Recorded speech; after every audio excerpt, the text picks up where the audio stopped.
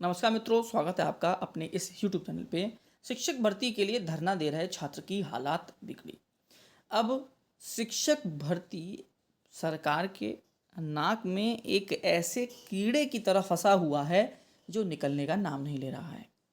सरकार पिछले लोकसभा चुनाव में ऑलरेडी इतना विरोध झेल चुकी है और उसका रिजल्ट भी आप देख चुके हैं, सीटों में गिरावट। उसके बाद अभी भी कोई नई शिक्षक भर्ती नहीं है।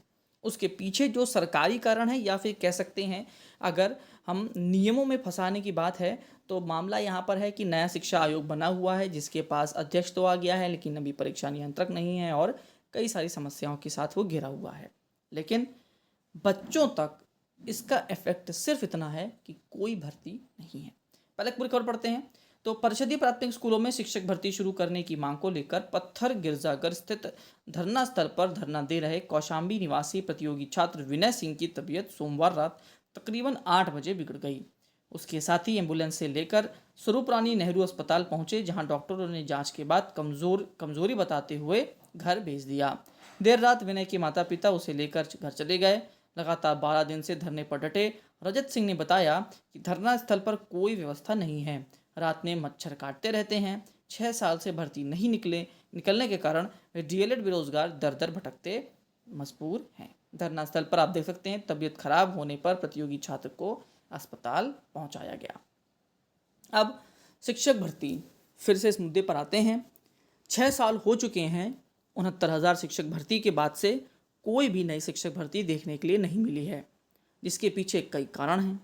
पहला कारण तो अनुपात और समानुपात की है।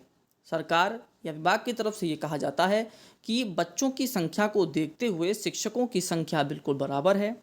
कहीं पर भी बच्चों की संख्या ज़्यादा नहीं है जिसके वजह से नई भर्ती नहीं निकाली जा सकती।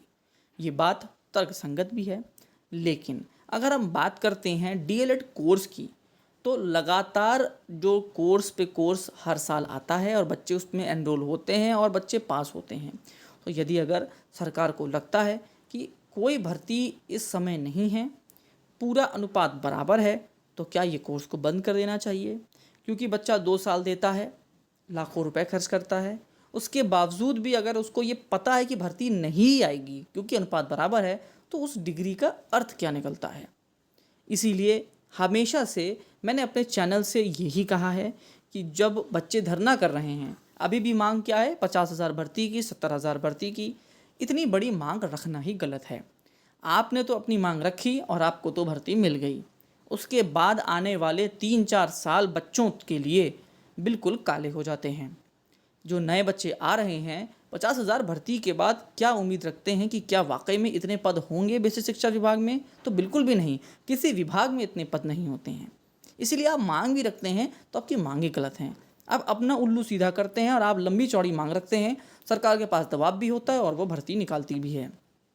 हालांकि 68,500 और 69,000 भर्ती कोर्ट के अधीन हुई थी और कोर्ट ने ही कहा था कि अगली 2 भर्तियों में इस परीक्षा को कराइए।